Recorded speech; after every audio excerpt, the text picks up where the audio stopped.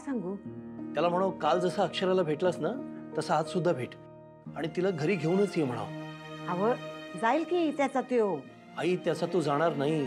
ऐका ना माझं, त्याला सांगायला हवं, तुम्ही सतत सांगायला हवं, त्याच्या मनावरती बिंबवायला हवं, तर त्याच्यावरती परिणाम होईल. आणि आई हे सगळं लवकर करायला हवं. एकदा जर भुवनेश्वरीला कळलं ना की अधिपती अक्षराला भेटलाय तर ती त्या दोघांना भेटू नाही देणार. असं काय करणार नाही ती. आई तुमची मुलगी काय करेल हे तुमच्यापेक्षा जास्त मला माहिती आहे. ती नक्की त्याचे कान भरणार, त्याला इमोशनल ब्लॅकमेल करणार आणि त्या दोघांना एकत्र येऊ नाही देणार. आई प्लीज तुम्ही अधिपतीला सांगा, त्याला म्हणावं भेट तिला आणि आता उशीर करू नको, तिला घेऊनच ये घरी. प्लीज सांगा ना. तुम्ही नका काळजी करू, मी बोलते त्याच्याशी. आई लगेच लगेच बोला. मग लावा फोन, मी बोलते त्याच्याशी. माझ्या फोनवरून? माझा फोन बघितला तर तो फोन उचलेल तरी काही. पण माझा फोन खोलीत आहे, मी खोलीत जाऊन फोन करते त्याला. हा तुम्ही अधिपतीशी बोलून घ्या, मी पण इकडे अक्षराला फोन करतो. अक्षराला पण सांगायला हवं की अधिपती आता भेटायला तयार झालाय तर त्याच्याशी बोलून घे, सगळी भांडणं मिटव आणि घरी परत ये म्हणून. वय वय तुम्ही सुनबाईशी बोला, मी अधिपतीशी बोलते आणि तो काय बोलतोय ते सांगते तुम्हाला. फोन कुठं राहिला? स्वयंपाक घरात राहिला. अरे देवा, हे कसं इजलं?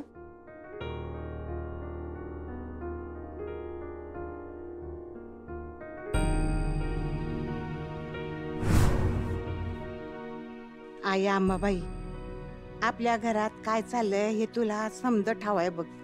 कोण चूक कोण बरोबर हे फक्त तूच जाणते. भिंतीने नाही तर माणसाने घर बनते ना व. मग या घरातल्या माणसांना बी एकत्र आण की. या छताखाली ऐश्वर्य समृद्धी आहे पण समाधान नाही. ते समाधान लाभू दे.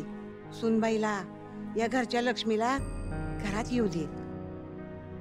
मला ठाव आहे भुवी काय सुनबाईला घरात आणणार नाही आणि घेणार बी नाही.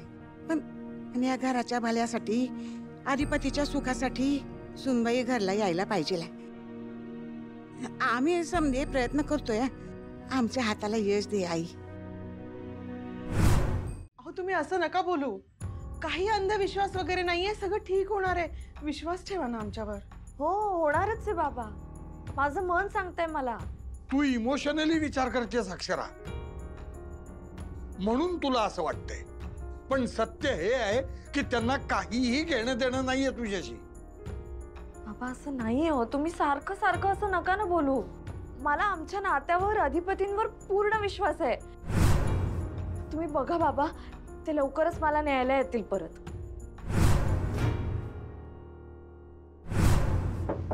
अक्षरा मॅडम,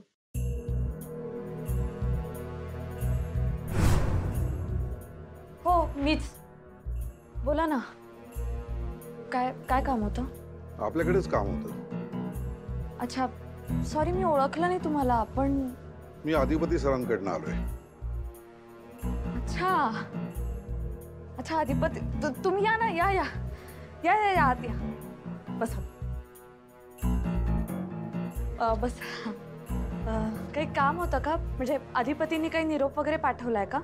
हो ते बाबा बघा, अधिपतींनी पाठवलाय ना. मी तुम्हाला म्हटलं होतं ना अधिपती शांत बसणार नाहीत, काहीतरी करतील, कुणाकडून तरी निरोप पाठवतील. त्यांनी निरोप पाठवलाय.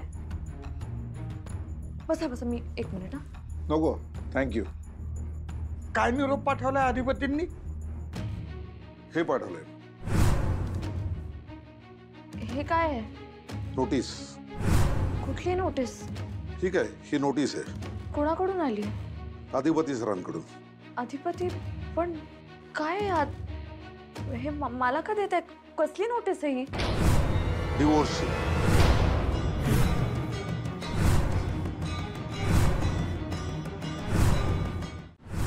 नाही, हे डिवोर्सची नोटीस आहे? अहो काही काय बोलताय तुम्ही? हे असं कसं? तुम्ही काहीतरी खोटं बोलू नका. अहो मॅडम, मी कशाला खोटं बोलीन?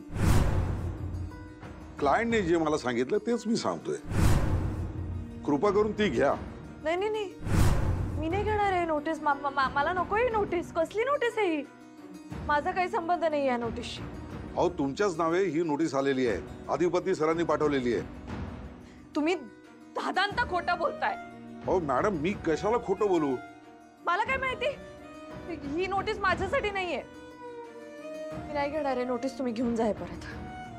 अहो ही परत घेऊन जाता येणार नाही, तुम्हाला द्यायला सांगितलेली आहे. कुणी? माझे क्लायंट अधिपती आहेत, त्यांनी सांगितलं मला.